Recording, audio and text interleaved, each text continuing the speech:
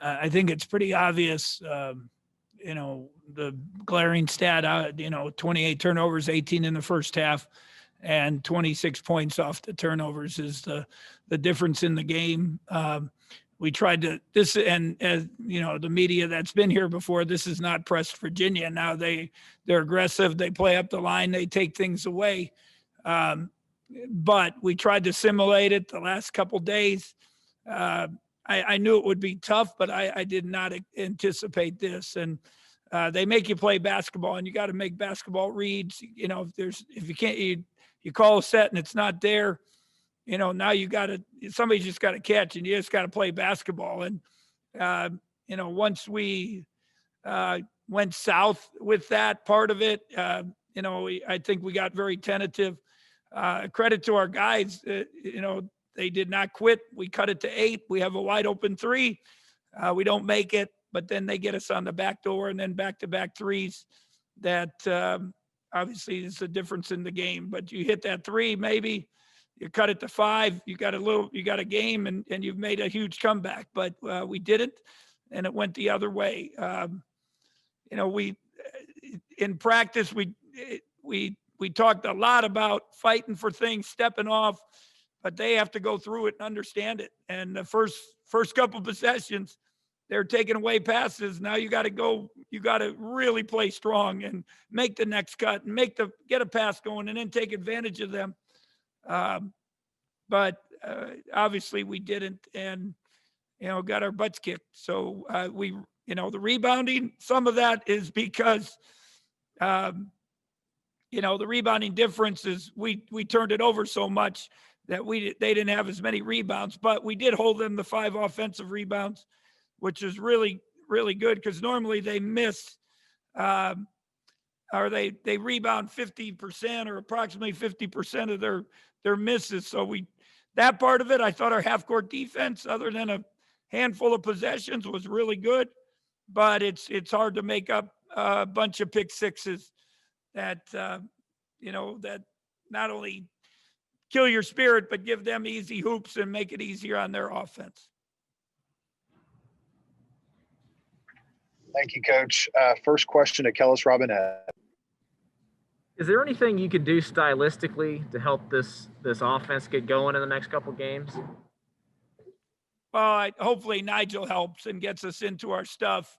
Each game's a little different, and that's your problem in this league. And I told them after, we're playing in the best league against top teams in the country. We have 5 of the next 6 are, including this one, our top 15 teams. So, and each one has a little different style. So every game you got to adjust. It just doesn't come. Today you had to play basketball. You had to pass, catch, play strong, put them in a bind. Baylor, they're going to ice everything and ice switch. And, you got to read their different defense. And then the next game is something different. So that's our problem right now. We're, we are young, we are new, but we still got to get better. I'm not making excuses. We got to get better, and that's all there is to it. And I do think we need to get it inside. We ran several sets. We had talked about getting inside. We thought we'd get Culver in foul trouble, which we actually did, and he fouled out. But there were a handful of other time that we had opportunities to throw it in the paint, and we didn't do that. And we got to start doing that, because obviously 3 for 15 from 3, even though 2, 3, 4 of those were wide open, we just didn't make them.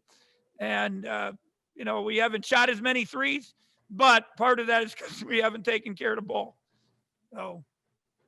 And will Nigel be back against Baylor, you think? Yeah, he'll be back, but obviously you haven't played for 17 days, and now I'll work him out tomorrow.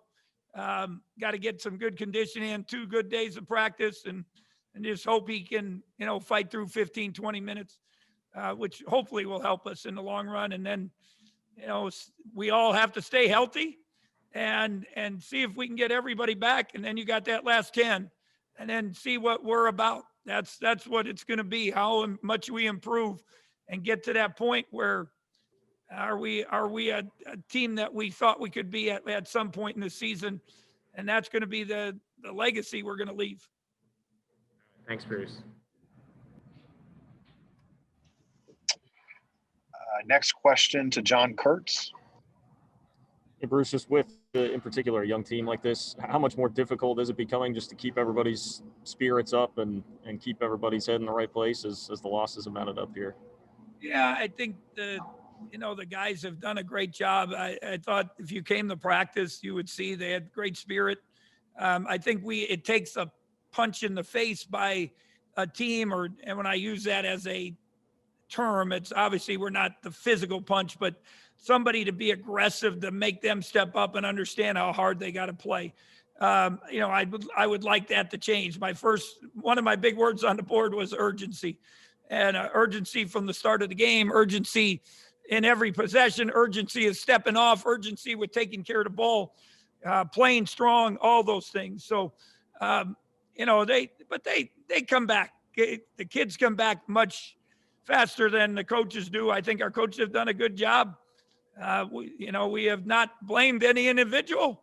It's all of ours. It's all of our responsibility, and we just got to get better. And I hope they believe that, and see if we can, use all these experiences and this adversity to come together as a group. That's the most important thing, and make a run here as we get into this last stretch of the season.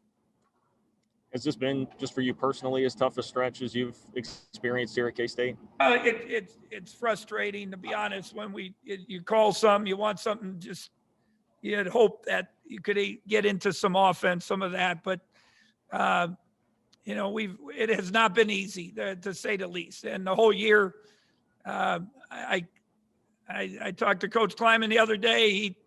He went through it, and I guess survived a little better than us, but he had, maybe a few older guys. I don't know.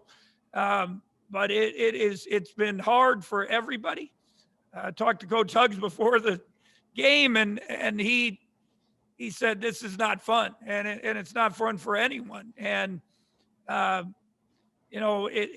then when you throw in all the stuff we've had, from injuries to the COVID to the contact tracing, not practicing, all those things, I told the guys, we did some drills, some toughness drills in practice the last 2 days that should have been done in the first 20 days of practice, but we never got to those. So now you're scrambling and trying to do those drills. And, so it's not their fault. It's not our fault. All you can do is keep battling, believing, and helping the kids. That's all we can do as a staff, and hope they keep believing in.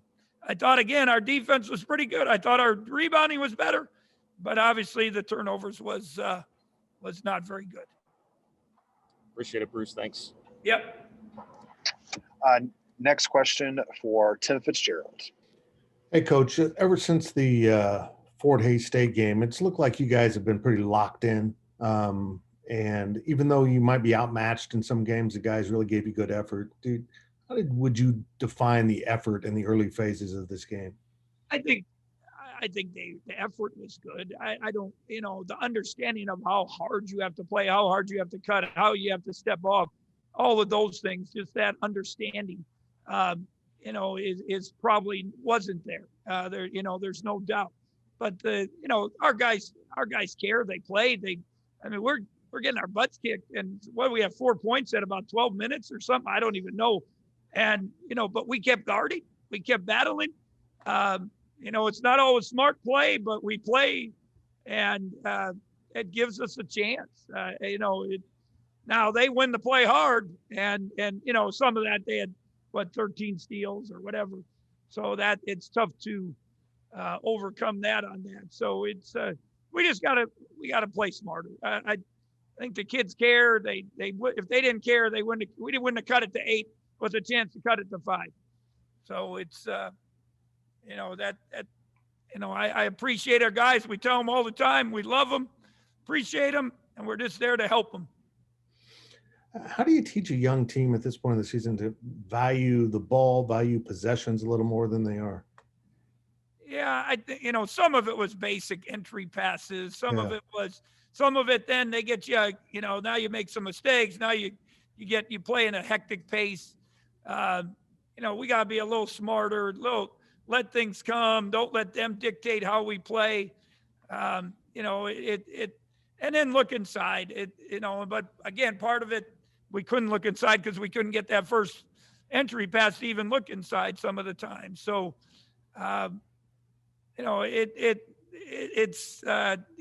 we talked about it, and we talked about it with our guys. We have a few drills that we do every day, and we continue to turn it over. And we've done some running, and we might have to. Coach Southwell said we used to have drills when I first got here. They turned it over. They ran to the top of the arena, and the next time you come down, when you get down, you get back in, you do it again. So I don't want to punish them, but I do. Somewhere they got to understand that the value in that ball security means job security, and giving yourself a chance to stay in the game and giving yourself a chance to win games. So it's got to be something we get better at. Thanks, Coach. Thanks. Next question to Michael Goins. Yeah, Bruce, from the Texas Tech game, TCU game to the Texas Tech game, it seemed in that Tech game there was side-to-side ball movement, motion, but the progression since then has kind of been lacking. How do you pinpoint that, put your finger on something? I think there's one person. I think we all know who it is. He hasn't been there since that Texas Tech game. He gives us a ball handler. He gives us a shooter. He gives us composure. He gives us intelligence. And, nothing against the other guys. You need a guy that can run the show. And even though he's a freshman, he gave us that opportunity. The problem is now we got to put a lot of pressure on him, and he hasn't played basketball in a while. But I know he wants to be back. He would have played today if they would have allowed him to. But, just like Casey, just like, other guys, it takes a little bit of time to get back. And, our goal, we got to have a great week, see if we can go to Baylor and compete, and then got a game Saturday that we got to be ready to play play good basketball. And that's the important thing right now. And early in the game, you seemed to be kind of sharing the reps, so to speak, at point guard. Was that to kind of alleviate some of the pressure that they poured on you? Yes. We were just trying to somebody get it up. Rudy struggled early. We gave it to Selton. We thought we'd be able to, but it's just understanding that you can't make that lazy cut. It's not like doing 5-on-0.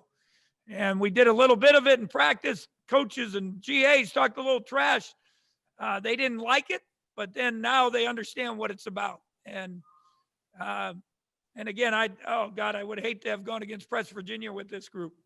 It would have been, we may have never got the ball past half court. So, but it's again, everything is a learning lesson, and that, now what do they do with it? That's the whole thing. Do they change and learn? Is this a game where you try to prepare by going like 5-on-7 in practice or some gimmick like that? Oh, but it's not really pressing. That's the thing. And the coaches got up on top of them. They took things away. And they made plays. But again, you got coaches that are older and a little bit of our scout team that could be there. Joey, Drew, some of the guys that tried to give us a look, but we pressed 5-on-6, but the press had nothing to do with the game. It was just getting into offense. Thank you, Bruce.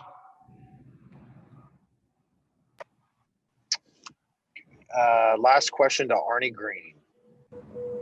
Yeah, Bruce, late in the first half, you went with Casey and Davion at the same time a little bit. Is that something you might explore doing in the future? Or yeah, I don't think there's any doubt. And maybe we should have went with it. They went big, and we just said, heck with it, we'll go big. And can we guard? That'll be the big thing. I talked on the last press conference. The future, when you look at it, can you go big and do that and still be able to guard teams? And I thought they gave us a good look. They gave us some, obviously some physicality. And even those two guys both they didn't get it enough, but they had a couple opportunities they could have finished too around the hoop that would have made a difference. So, but it's definitely something we may, because if they're two of our better players and their field goal percentages, again, one's 2 for 3 and the other one's 2 for 3. So I think if you look at the stats on the year, and we showed it to the players, it's 65 or 60 some percent for them. Might want to take a little more time and patience and get the ball inside.